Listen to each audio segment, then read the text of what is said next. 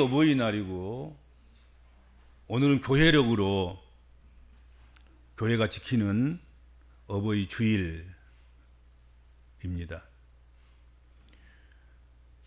효는 흉내만 내도 좋은 것이고 아름다운 것이다, 그런 말이 있지 않습니까? 그렇죠? 억지로 해도 좋고 흉내만 내도 좋고 기념일이어서 기념을 하라고 억지로 떠미니까 해도 좋고, 어쨌든 효도는 안 하는 것보다는 하는 것이 좋습니다. 하나님의 자녀들이 하나님을 경외하는 것은 마땅한 것입니다. 어떤 형태로든지 하나님을 경외하는 것은 하나님 백성들이 반드시 해야 될 일이고 또 좋은 일입니다.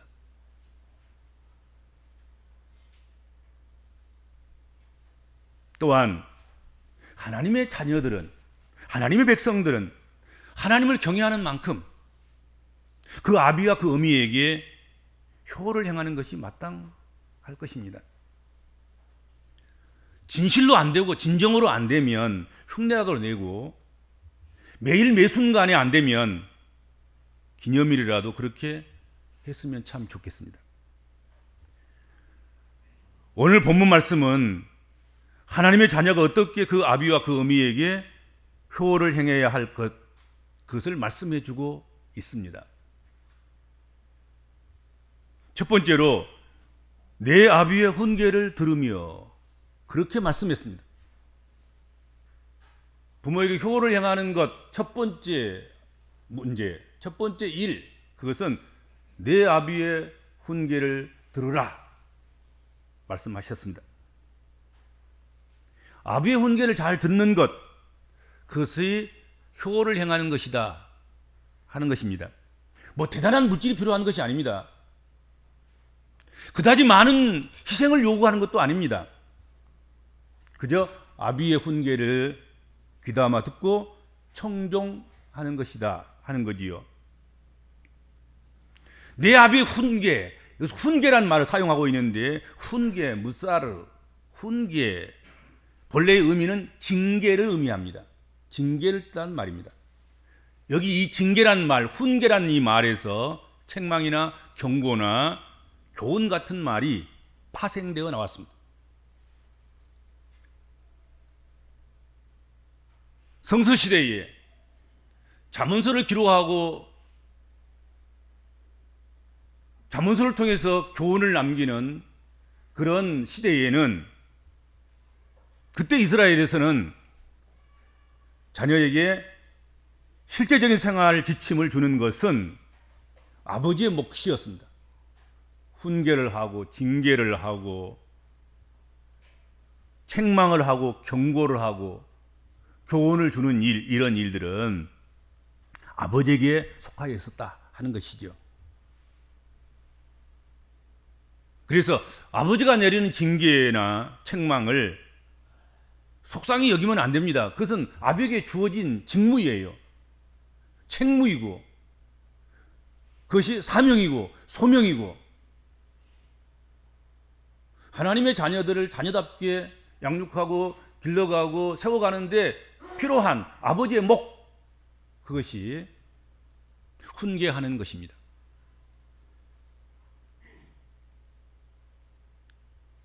아버지의 징계와 책망을 달갑게 들을 준비가 되어 있어야 하고 또 그렇게 들어야 합니다.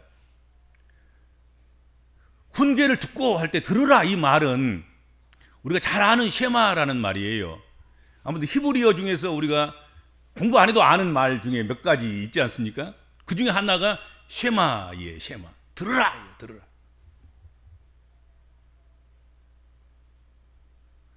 들으라는 이 말은 단순한 듣기가 아닌 경청하는 것입니다. 공경하여 듣고 그 듣는 것을 듣는 것으로 멈추지 않고 행하는 것, 그것이 쉐마입니다. 그러므로 아비의 훈계를 듣는다는 것, 그것은 아비를 사랑하고 아비를 공경한다는 뜻입니다. 잠언서 13장 1절 말씀에 지혜로운 아들은 아비의 훈계를 들으며 거만한 자는 꾸지람을 즐겨 듣지 아니하느니라, 그렇게 말씀했습니다. 아비의 훈계를 즐겨 듣지 않는다는 것, 그것은 아비의 훈계를 멸시하는 것입니다. 얕보고 깔보고 경시하고 조롱하는 것입니다.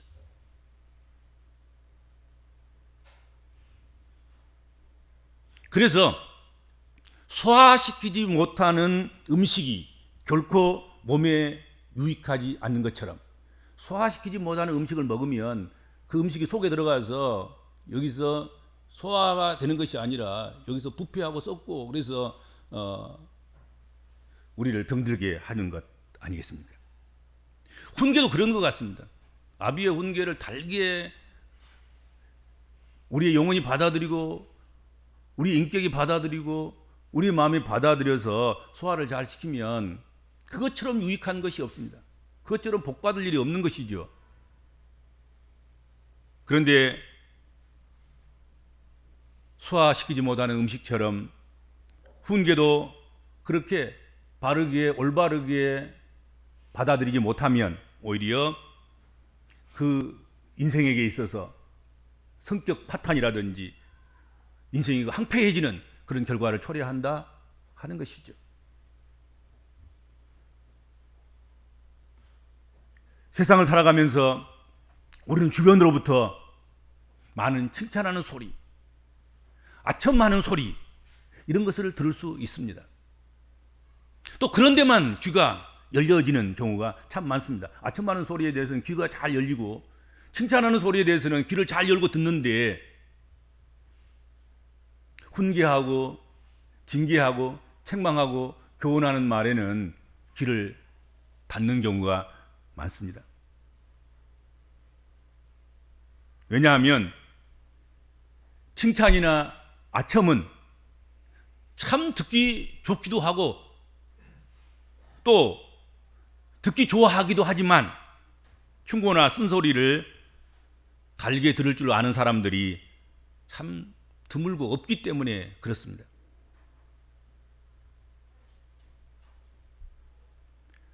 우리가 이 세상 살아가면서 결코 쉽지 않은 일 가운데 하나가 바로 쓴소리를 달게 듣는 것입니다. 훈계를 달게 듣는 것입니다. 징계를 달게 받는 것입니다. 쓴소리를 송이꿀보다 더 단 그런 말씀으로 받아들이고 수락하는 것입니다. 그래서 이것을 다른 사람에게 맡긴 것이 아니라 아비에게 이 사명을 주셨다 하는 거지요. 아비만이 그 자식에게 진심으로 쓴소리를 담아서 할 수 있기 때문에 그렇습니다.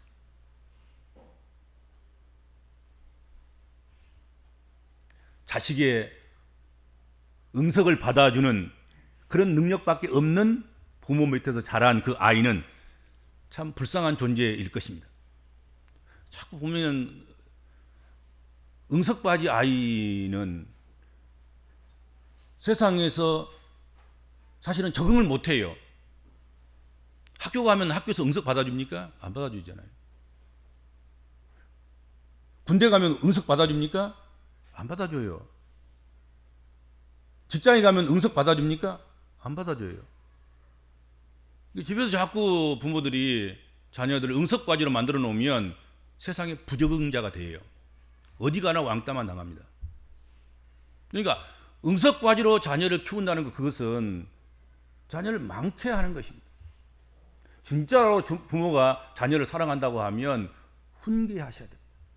징계하시고 책망하실 줄 알아야 되고 교훈을 줄 줄 알아야 합니다.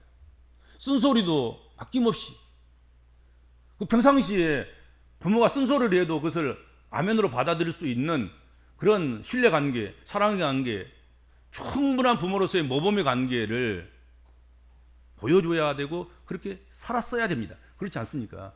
그럴 때 쓴소리를 해도 그것을 달게 받을 수 있습니다.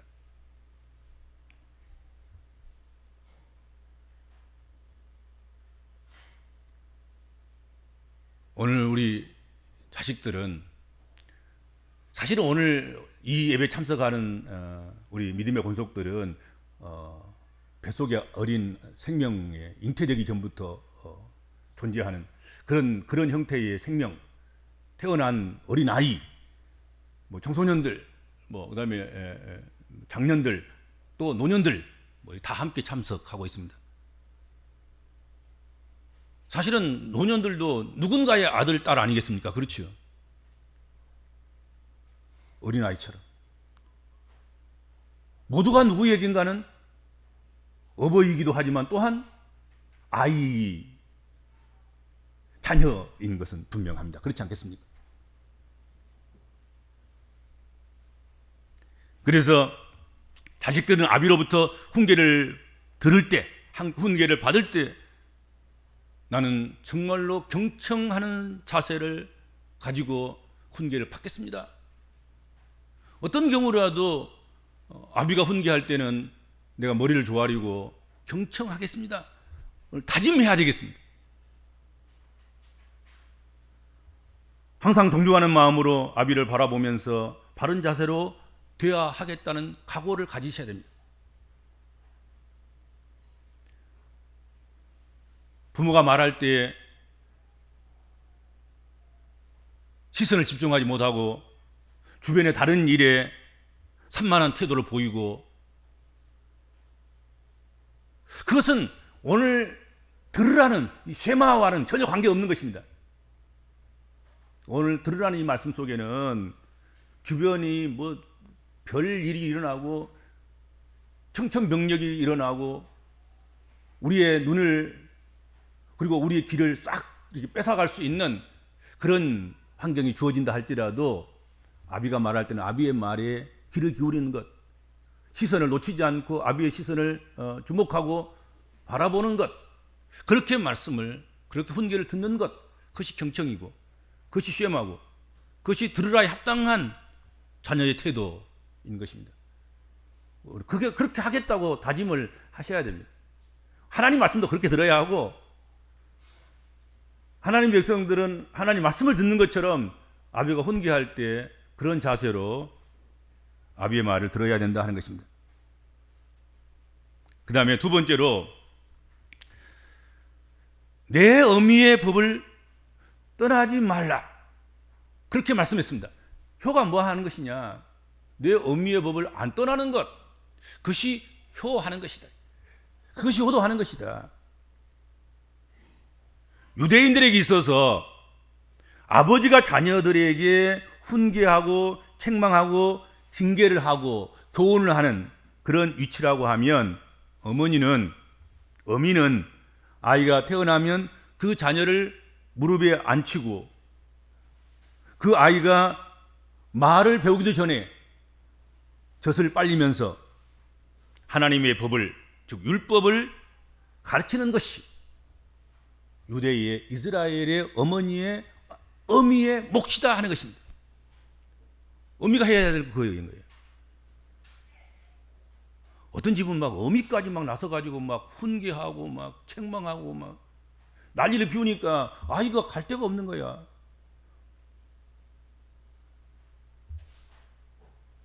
아비가 훈계하면 어미는 무릎에 앉혀놓고 따둑거리고 젖을 빨리고 그에게 하나님 말씀으로 위로하고 율법을 그에게 주어서 율법으로 참고 견디고 인내하게 하고, 그리고 아비의 말, 아비의 징계, 훈계 이런 것들을 달게 받을 수 있는 그런 마음의 소양을 이렇게 길러줘야 되는 것 아니겠습니까? 그렇죠? 역할이 다른 거예요. 역할이.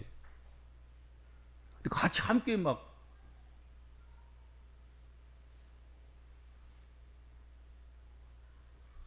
아이들을 닥달하면 아이들이 갈 데가 없지요.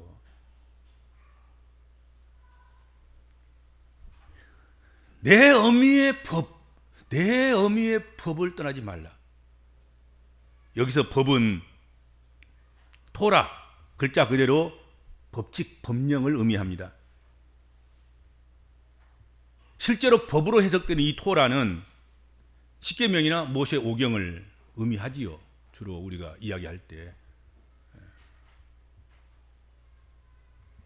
뿐만 아니라 유대인의 가정에서는 어미가 자식들에게 율법을 가르치는 그것을 똑같이 율법을 가르치는 것도 토라라고 사용하는 것입니다. 율법 자체이기도 하고 율법을 가르치는 것이기도 하고 그렇습니다. 너의 어미가 주는 율법 자체, 그리고 율법을 가르치는 그 가르치는 행위, 그것까지 다 떠나지 말라, 그렇게 말씀한 것입니다. 그리고 이 떠나지 말라는 이 말, 나타시, 떠나지 말라, 이 말은 버리지 말라는 뜻입니다. 원뜻은 버리지 말라는 거예요. 우리가 뭘 버립니까? 시간이 지나서 낡은 것, 가치 없는 것, 하찮은 것, 쓸모없는 것, 있으면 귀찮은 것, 있으면 공간만 차지하고 먼지만 끼는 것, 이런 것들을 우리가 버리게 되는 것이죠. 그렇죠? 많은 자식들이 어미가 전해주는 법과 그 법을 가르치는 것, 그것을 그렇게 하찮게 여기고 무가치하게 생각하고 가차없이 바로 차버리는, 던져버리고 버려버리는 그런 일들이 얼마나 많냐 하는 것입니다. 명절 뒤끝에 휴게소에 가면 시골에서 올라가다 버린 된장, 고추장, 상치, 마늘, 온갖 시골에서 해준 그런 밑반찬들, 이런 것들이 휴게소에 버려져 있다 그래요. 서울 가서 이거 뭘 끓여야 되겠냐? 우리 애들은 이거 피자나 먹지, 이거 안 먹어, 그러면서 가다가 다 버려본다 그러죠. 그거 버린 거예요. 그것이 쓸모없다, 가치 없다, 필요 없다, 가지고 가면 아파트에 냄새만 난다. 그러니까 버리는 거야, 버리는 거야.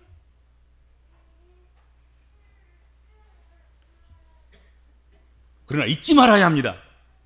어미가 전해주는 법은 낡고 가치 없어서 버려야 할 것을 버리는 것이 아닙니다. 그러도록 주어진 것이 아닙니다. 세월이 흐를수록 아주 진품이 되고 명품이 되는 보배를 주는 것입니다.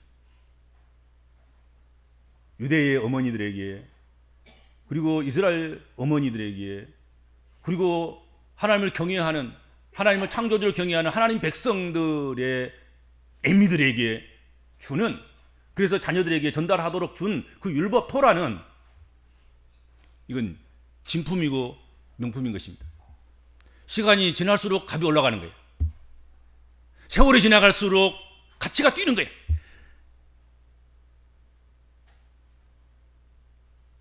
어디서 구할 수도 없고 어디서 살 수도 없는 내 어머니, 그분만이 내게 줄 수 있는 진품 명품인 거예요.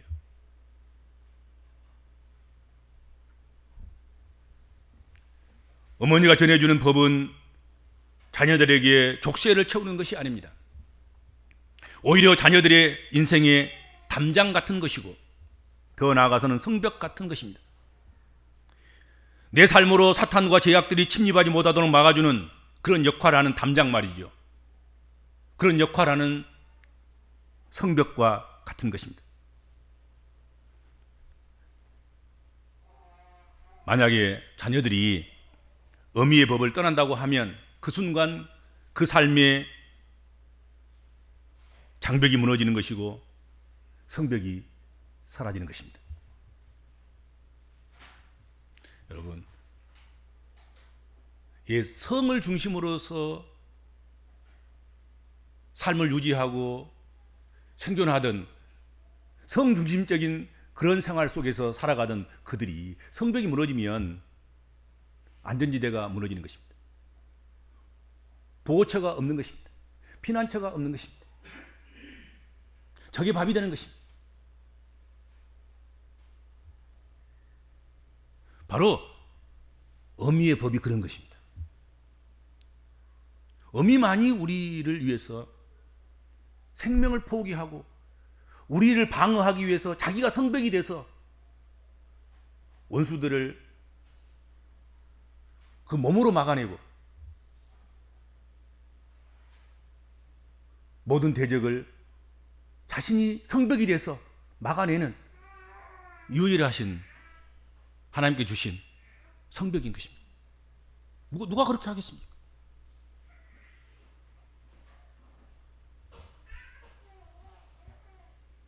그러므로 어미의 법을 떠나서는 안 됩니다. 마지막 숨질 때까지 어미의 법 안에서 살아가야 하는 것입니다. 마지막으로 내 아비의 훈계를 듣고 내 어미의 법을 귀히 여겨서 떠나지 않고 살아가게 된다고 하면, 그렇게 살아가면 어떤 결과를 가져오는 것입니까? 이건 약속이 있어요. 10계명의 제5계명도 약속이 있어요. 효에는 약속이 있는 계명이에요. 오늘 본문에도 약속이 있습니다.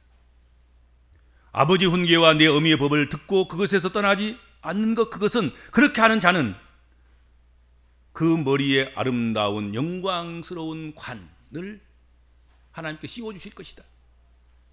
그리고 그 목에 금사슬처럼 그를 돋보이게 하는, 아름답게 하는 금목걸이를 걸어주실 것이다. 그렇게 약속하셨습니다.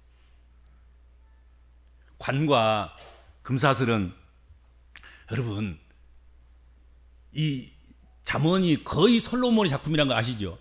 솔로몬 시대에 써졌다는 얘기야. 그러니까 그때의 관은 누가 쓰는 것입니까?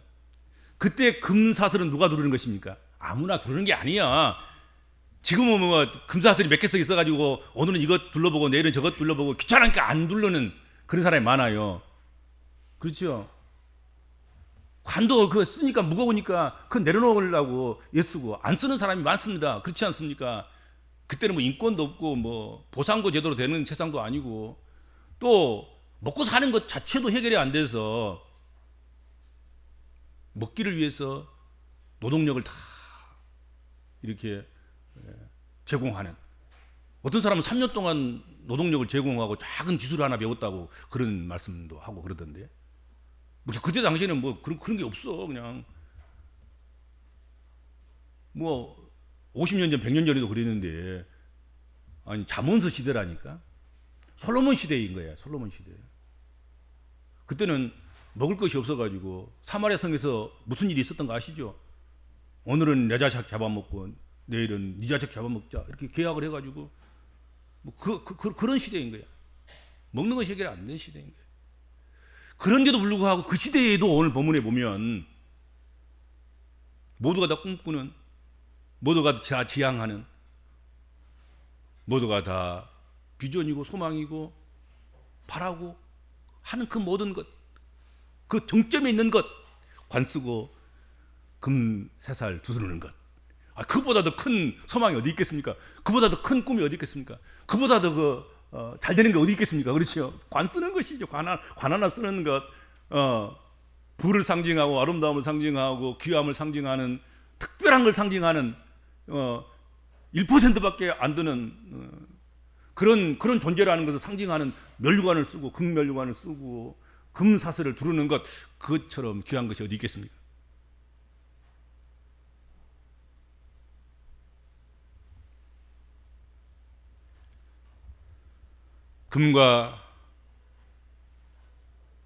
금으로 만든 관과 금으로 만든 사슬은 당시에 인생이 누리고 싶은 최고의 축복이었습니다. 부모는 자식에게 그것을 주고 싶을 것입니다. 그렇게 됐으면 하고 소망하고 꿈꾸고 그것을 위해서 기도할 것입니다. 어느 시대건 자식은 부모의 마음을 모른다고 합니다. 아마 솔로몬 시대도 자식들은 부모의 속을 잘 모른 것 같아요.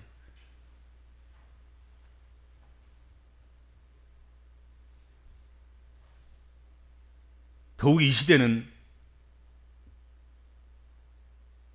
부모 자식 간의 관계가 얼마나 깊은 그런 단절이 있는지,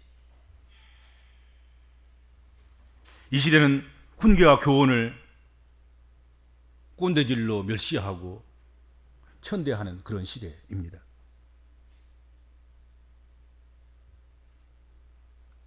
어른의 말을 들으면 자다가도 떡이 생긴다는 그런 속담을 누구도 인용하거나 사용하지 않는 그런 시대입니다. 그러나 아비의 훈계를 귀 기울여 듣고 그 어미의 법을 떠나지 않는 그 자녀들은 머리에 관을 쓰고 목에 금 목걸이를 걸게 된다는 사실은 여전히 변함없는 사실입니다. 세상이 어떻게 변하든지 그 관계없어요. 속담이 그때 적용된 속담이 지금은 적용 안 돼도 상관없어요.